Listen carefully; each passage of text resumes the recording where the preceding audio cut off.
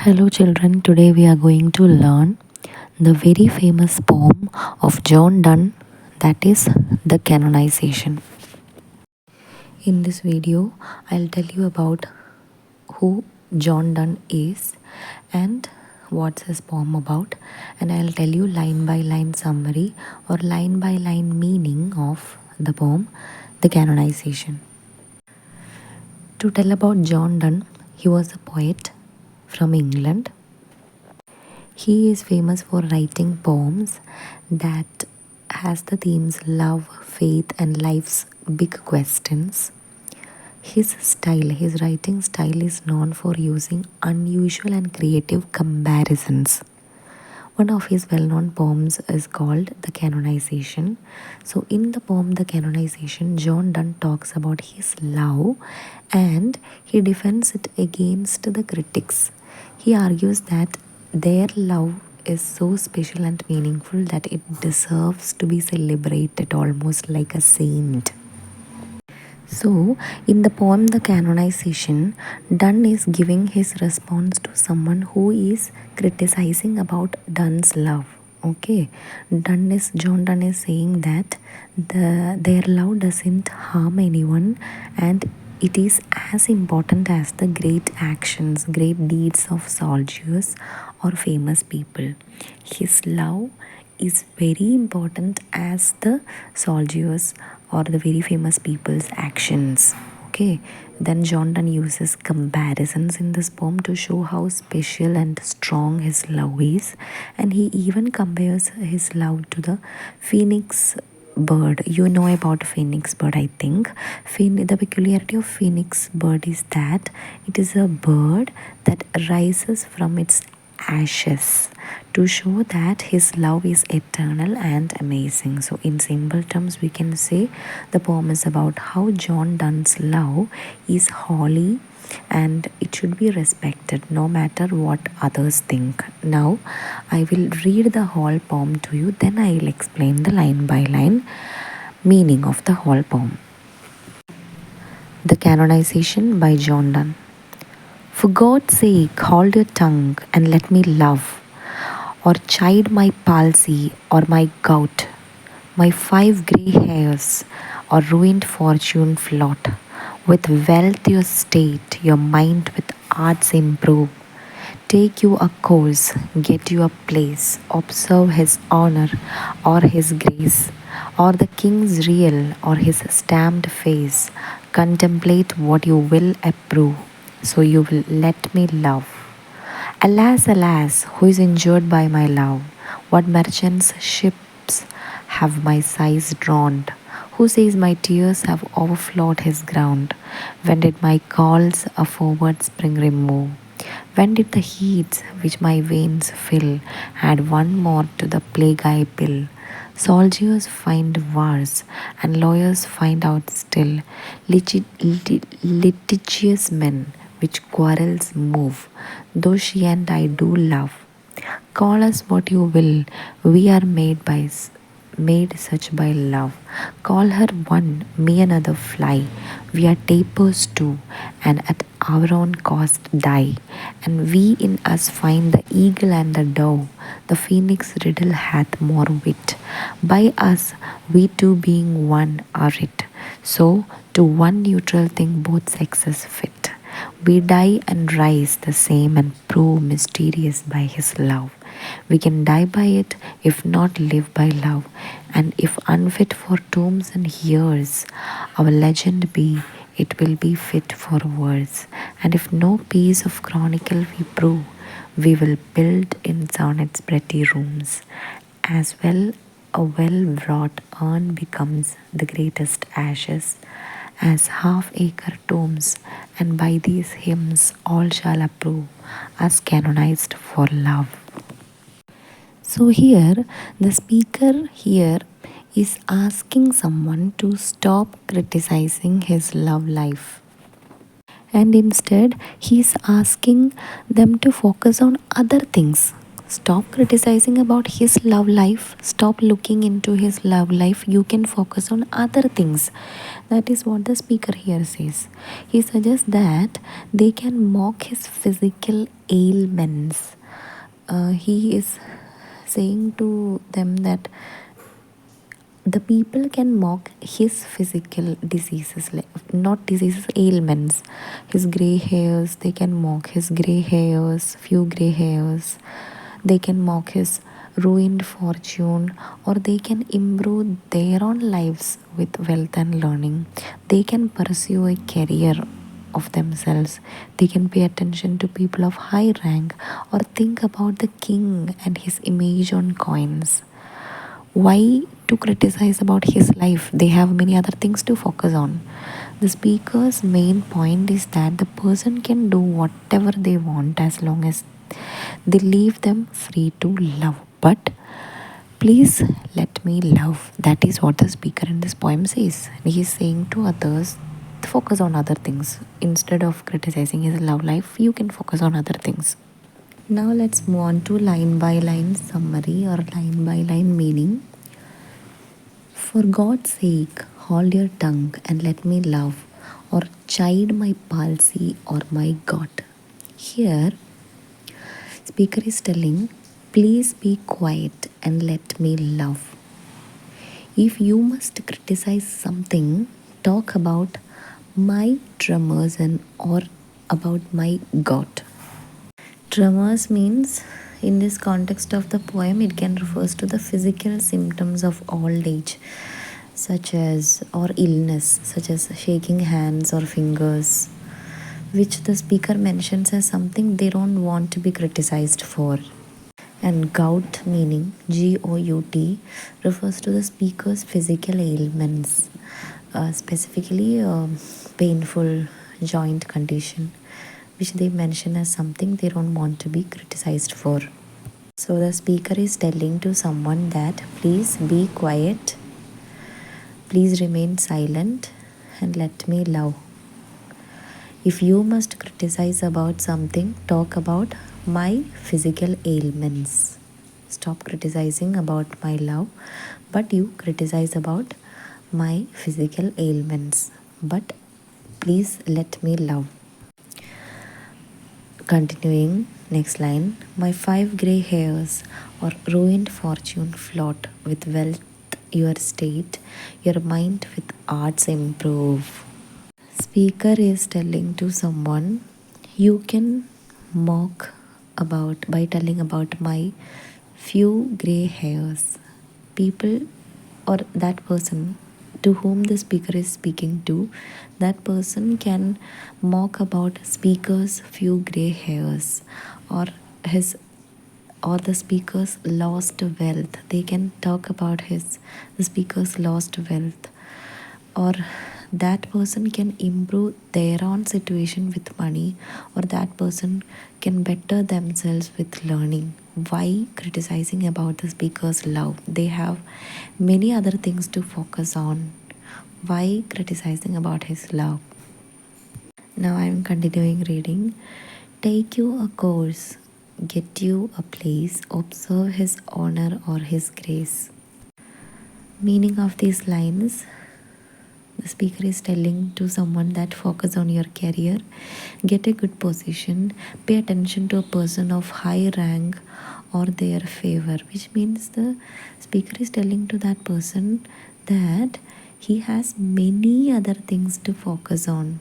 They can focus on a person of high rank, they can focus on a famous person, they can focus on their career.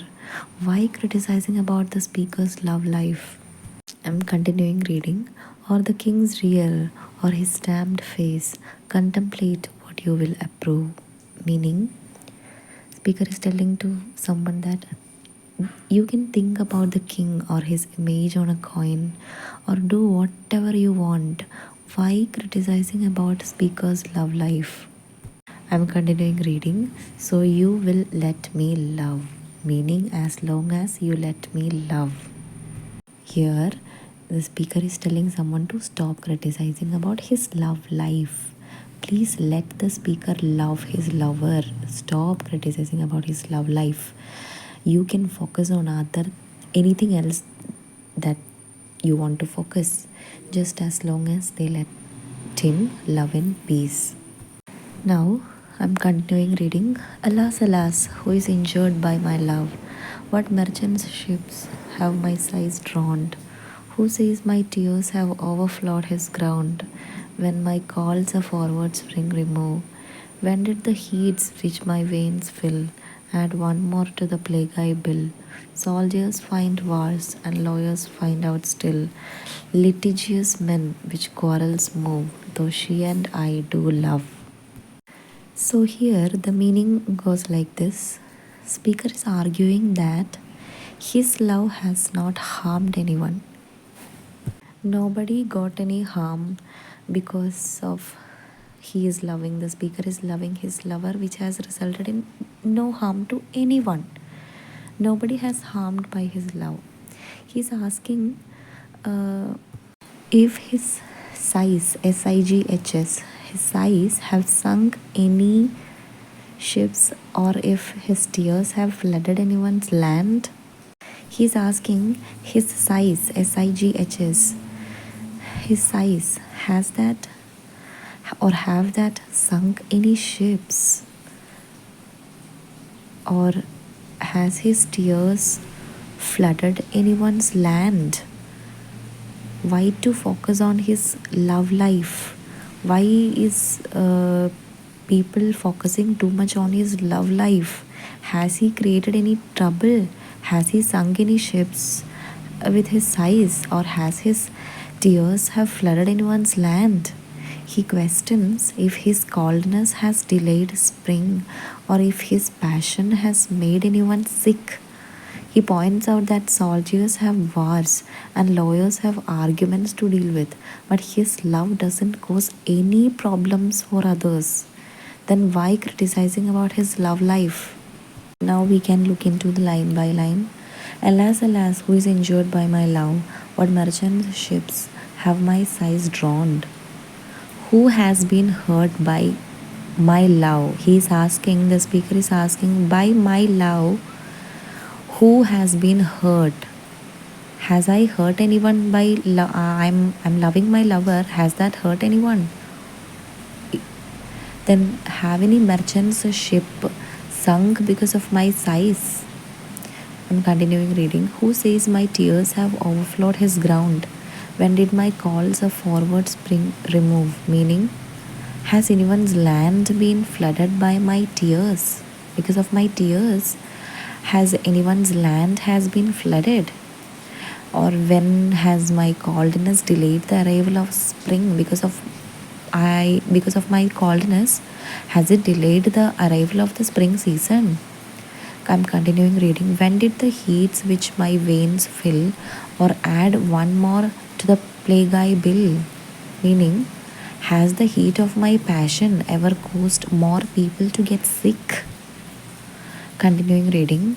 Soldiers find wars and lawyers find out still. Litigious men which quarrels move. Meaning, soldiers have their wars and lawyers have their clients who like to argue. Next line.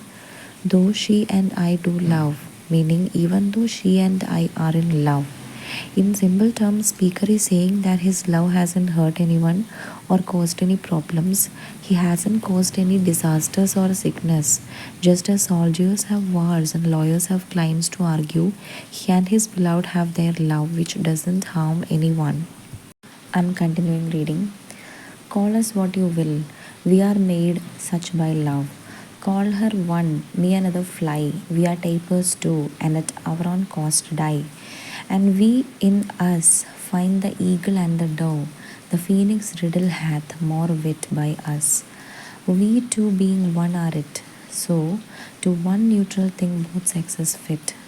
We die and rise the same and prove mysterious by this love. So here the speaker is saying that love has transformed them. They can be called anything like two flies or candles that burn out. They embody both strength and gentleness. Their love is like the phoenix bird, as they are two people who have become one, transcending gender. They die and are reborn through their love, which is mysterious and profound. Now, let's see the line by line of this stanza. Call us what you will, we are made such by love. Call her one, me another fly. So here the speaker is telling that you can call us whatever you want. Our love has made us this way. You can say she is one thing and I'm another, like two flies. I'm continuing reading. We are tapers too and at our own cost die, meaning we are also like candles that burn and die on our own. Next line. And we in us find the eagle and the dove. Within ourselves, we find both strength. Eagle, here eagle refers to strength and gentleness refers to dove. Next line. The phoenix riddle hath more wit by us, we two being one are it. The riddle of the phoenix. Phoenix is a bird that dies and it will reborn from its ashes. So the riddle of the phoenix makes more sense with us. We are like the phoenix bird because we are one being made of two. Next line. So to one neutral thing both sexes fit, meaning we both become one unified being regardless of gender. Next line. We die and rise the same and prove mysterious by this love. We die and come back to life the same, showing how mysterious our love is. That's the meaning. Is nothing. So here the speaker is saying that the love has transformed them. They can be anything like two flies or candles that burn out. Their love is like phoenix and they die and are reborn through their love, which is mysterious and profound. I'm continuing reading. We can die by it, if not live by love. And if unfit for tombs and hearse, our legend be, it will be fit for verse. And if no piece of chronicle we prove, we will build in sonnets pretty rooms. As well a well-wrought urn becomes the great ashes, as half-acre tombs. And by these hymns all shall approve us canonized for love. So here the speaker is saying that if they can't live by love, they might die by it. If their Even if their love isn't remembered with grand monuments, it will be celebrated in poetry. Just as a beautiful urn is as good as a big tomb, their love will be honored through poems, and people will see them as saints of love. Moving on to line by line. We can die by it if not live by love, and if unfit for tombs and hearse. Meaning, we might die because of our love, and if we can't live by it, and if our love isn't worthy of grand tombs or a hearse. Next line. Our legend be, it will be fit for verse. Our story will be perfect for poetry. Next line. And if no piece of chronicle we prove, we will build in sonnets pretty rooms. Meaning, even if we aren't mentioned in history books, we will create beautiful poems about our love. Next line. As well, a well-wrought urn becomes the greatest ashes as half-acre tombs. Meaning, a beautifully crafted urn is as fitting for great ashes as a large tomb. Next line. And by these hymns, all shall approve us canonized for love. Through these poems, everyone will recognize us as saints of love. So the speaker is saying if they can't live by love, they might die by it. I'm continuing reading. And thus evoke us, you whom reverent love made one another's hermitage, you to whom love was peace, that now is rage, who will the whole world's soul contract and draw into the glasses of your eyes. So made such mirrors and such spies that they did all to you epitomize. Countries, towns, gods beg from above a pattern of your love. So, the meaning of this goes like this: the people will remember and call upon the lovers by saying that you who became each other's sanctuary through love, you who found peace in love that has now turned intense. You who captured the world's essence in each other's eyes.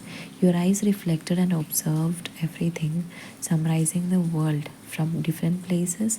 People will ask heaven to learn from your love. That's it. Now going on to line by line. And thus evoke us, you whom reverent love made one another's hermitage. Meaning, people will call upon us by saying that you who were made each other's sanctuary by respectful love. Next line. You to whom love was peace that now is rage, meaning you who found peace in love but now feel its intensity. Next line. Who did the whole world's soul contract and drove into the glasses of your eyes, meaning you who condensed the world's essence and reflected it in each other's eyes. Next line. So made such mirrors and such spice that they did all do you epitomize, meaning your eyes become mirrors and observers, summarizing everything in the world. Next line. Countries, towns, courts beg from above, meaning from countries, towns, and courts ask heaven. Next line. A pattern of your love, meaning for a model of your love. That's it. So in this video I have explained the line by line meaning of the whole poem, The Canonization by Donne. So in the Canonization, the speaker defends his love against those who criticize it. He argues that their love does not harm to anyone and is just as important as the accomplishments of soldiers or politicians. He uses clever metaphors to show how special and powerful their love is, comparing it to things like candles, the mythical phoenix, and saints.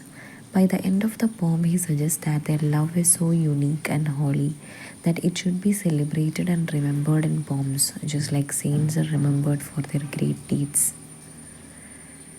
So, Donne's The Canonization. I think you have understood the meaning of the whole poem, line by line meaning. I think you have understood. Thank you for joining me today as we explored Donne's The Canonization. I hope you enjoyed diving into the fascinating poem and gained a deeper understanding of Donne's way of expressing love and its significance. To recap, we have seen how Donne defends his love using creative metaphors to show its power and purity. He challenges the societal norms and suggests that true love is sacred and deserving of admiration. As you go about your day, think about the ways love is portrayed in your own life and in the world around you. How do Donne's ideas about love resonate with you? If you enjoyed today's video class, please give it a thumbs up and subscribe to my channel for more literary explorations. Don't forget to hit that bell icon so you never miss an update. Share your thoughts in the comments below. I would love to hear what you think about the canonization and how it speaks to you. Thanks again for watching. See you next time.